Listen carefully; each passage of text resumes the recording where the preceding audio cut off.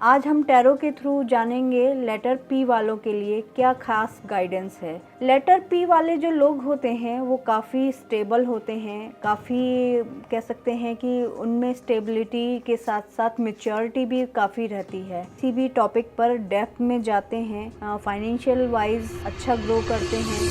Hi my beautiful soul, स्वागत है आपका हमारे चैनल अरुणा 108 पर। मैं हूं अरुणा, आपकी एस्ट्रो वास्तु विशेषज्ञ, न्यूमरोलॉजिस्ट, टैरो रीडर और आपकी स्पिरिचुअल गाइड। उम्मीद करती हूं आप सभी अच्छे होंगे और एक पॉजिटिव एनवायरनमेंट में होंगे। तो चलिए हम स्टार्ट करते हैं आज की गाइडेंस पी लेटर वालों के लिए। ओके, थोड़ा सा ईगोइस्टिक भी होते हैं ये लोग।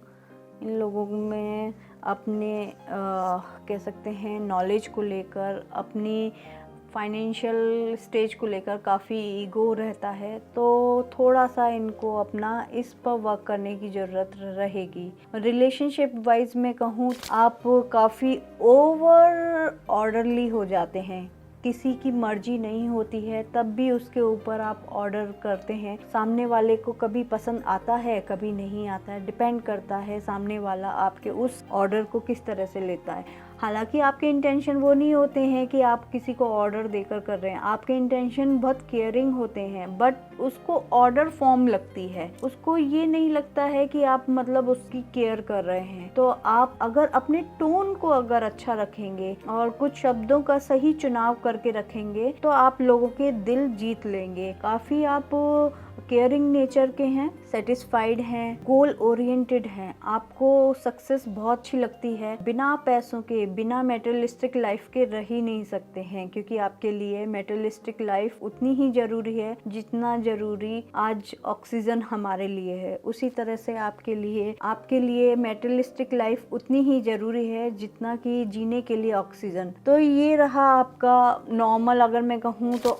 आने वाला टाइम आपके लिए काफ़ी चैलेंजिंग होने वाला है। काफ़ी कुछ आपको ऑब्स्टिकल्स आएंगे, इनस्टेबिलिटी आएगी। आगे आप जब भी कुछ फॉरवर्ड मूव करेंगे उसमें कहीं ना कहीं आपको डर रहेगा कि मैं इसमें परफॉर्म कर पाऊंगा या पाऊंगी, या फिर मेरी लाइफ में कुछ चेंज ना आ जाए। तो परफॉर्मेंस बेस पर अगर मैं कहूँ तो आपको काफ़ी फियर रहेगा। थोड़ा अनप्रेडिक्टेबल टाइम रहेगा। थोड़ा सा आप अपनी चीज़ों को कहने से कतराएंगे, घबराएंगे। लोगों के सामने खुलने में टाइम लगता है, तो लोगों को आप जज बहुत करते। जजमेंटल जो नेचर होता है वो आपको चीज़ों में डिले लेकर आएगा। आप काफ़ी मेहनत भी करेंगे, लेकिन ये मेहनत करने के बाद में भी आपके पास में करियर की अपॉर्चुनिटी होगी, बट आप उसको देखेंगे नहीं। उसके साथ साथ आप जो पुरानी अपॉर्चुनिटी है, पास्ट वाली अपॉर्चुनिटी है, उसी पर ही अटके रहेंगे। तो यहाँ पर मैं कहूँगी कि आपको आगे आने वाले कहीं भी स्टक होते हैं, कहीं भी आपको लगता है कि मेरे को कुछ समझ नहीं आ रहा, क्लैरिटी की ज़रूरत है, तो आप ज़रूर गाइडेंस लें। आप टैरो के थ्रू जा सकते हैं, एस्ट्रोलॉजी के थ्रू जा सकते हैं, जिसके भी आप जो मोडालिटी को आप मानते हैं उस मोडालिटी के थ्रू जा सकते हैं।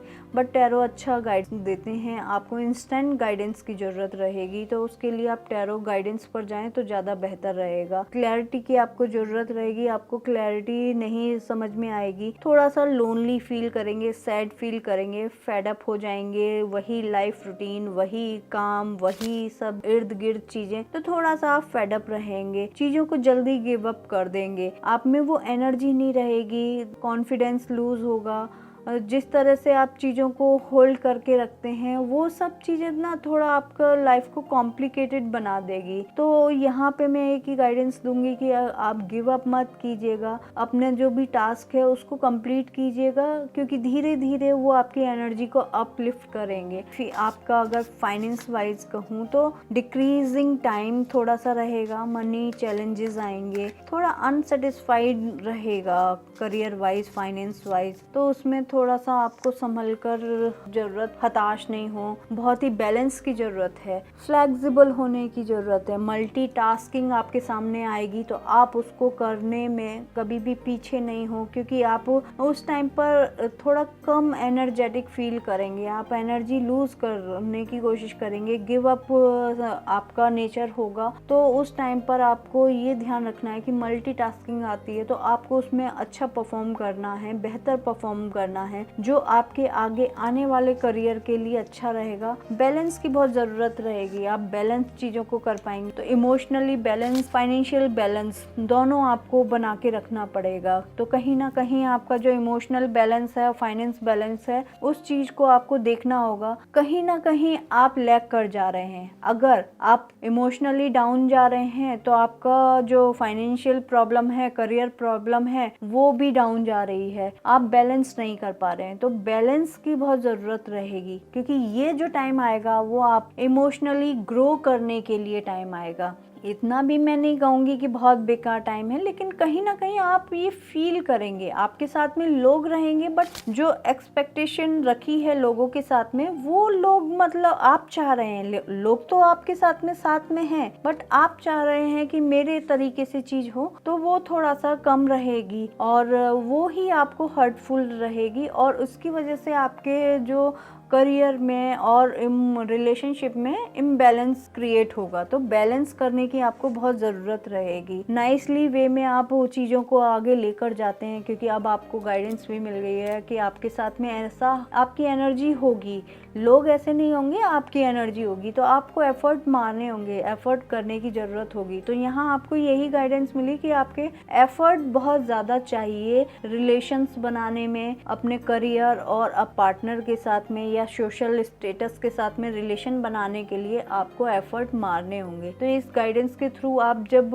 चलेंगे और कहीं क्लैरिटी नहीं मिलती है तो आप कहीं पर गाइडेंस ले सकते हैं। टैरो के थ्रू गाइडेंस लेंगे तो और ज़्यादा आपको क्लैरिटी मिल जाएगी। उस क्लैरिटी के साथ में जब आप आएंगे तो एक बहुत अच्छा बॉन्ड आप क्रिएट करेंगे। आप इमोशनली लोगों से अटैच्ड होते हैं और लोग क्या है कि आपके जो कम्युनिकेशन, वे ऑफ टॉकिंग है उससे थोड़ा सा कतराते हैं। लोग आपके साथ अटैच होना चाहते हैं बट कम्युनिकेशन की वजह से थोड़ा सा ना आपसे दूर हटते हैं। तो आपको यहाँ गाइडेंस मिल गई है कि आपको अपने किस एरिया पे वर्क करना है। तो ये इम्पोर्टेंट हो जाएगा। थोड़ा सा हार्शनेस, ईगो, उसको थोड़ा सा आपको कम करने की जरूरत होगी। सोचना होगा जो चीज आपकी है तो वो आपकी ही रहे, ऐसा नहीं हो सकता। कोई दोस्त अगर आपका है तो आपका ही रहे, वो नहीं हो सकता, वो और किसी का भी दोस्त हो सकता है। तो ये इस चीज को आपको बहुत ध्यान देने की जरूरत है। चीजों को शेयर करना सीखें। अपने इमोशंस जो हैं, अच्छे जो भी आपके फ्रेंड हैं, फैमिली में आप जिसको भी ट्रस्ट करते हैं, उनसे अपने इमोशंस शेयर करें, जिससे आपको थोड़ा सा जो इमोशनल इम्बैलेंस चीज चलेगी वो आपको थोड़ा सा हेल्प करेगी। वहीं अगर मैं यूनिवर्स की गाइडेंस देखूं कि यूनिवर्स आपको क्या गाइडेंस देने वाला है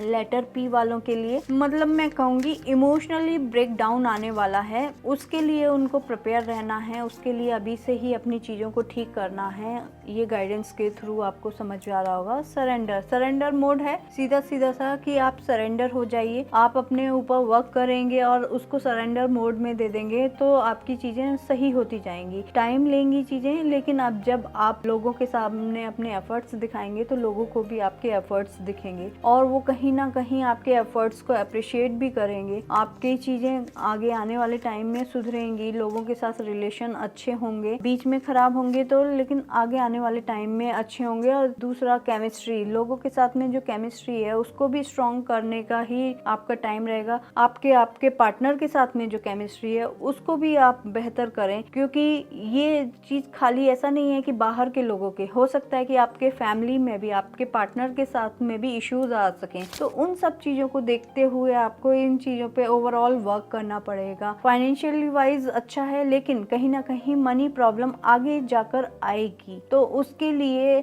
आपको करना है कि बीच बीच में लक्ष्मी जी का अभिषेक कराएं, विष्णु सहस्त्र नाम का पाठ कराएं। अगर हो सके तो थर्सडे की फास्टिंग करें, तो उससे आपकी चीज़ें काफ़ी बेहतर होंगी। और इसमें अगर देखूं इंट्यूशन, आपका जो इंट्यूशन है, आपको जो इंट्यूशंस आते हैं अपने अंदर बिलीव करें, गट फीलिंग को सुने, उस गट वॉइस को सुने, जिससे आप आगे अपनी लाइफ को फॉलो कर पाएंगे। क्योंकि कभी भी जो आपकी अंदर की आवाज़ है, गट की आवाज़ है, वो कभी भी आपको धोखा नहीं देगी। कहीं ना कहीं आपके साथ में कहते हैं ना कि आप अपने अंदर की आवाज़ सुनिए, तभी आप सफल जीवन पा पाएंगे। क्योंकि मन क्या होता है, मन बड़ा चंचल होता है, लेकिन कहीं ना कहीं आपका जो गट फीलिंग होती है वो आपको एक बार आती ही है कि मैं इस चीज़ के लिए कर रहा हूँ या कर रही हूँ, ठीक है कि नहीं है। क्योंकि क्लैरिटी आपके साथ में इश्यूज रहेगी, तो उस क्लैरिटी को दूर करने के लिए आप गट फीलिंग पर अपना भरोसा करें तो ज़्यादा बेहतर रहेगा।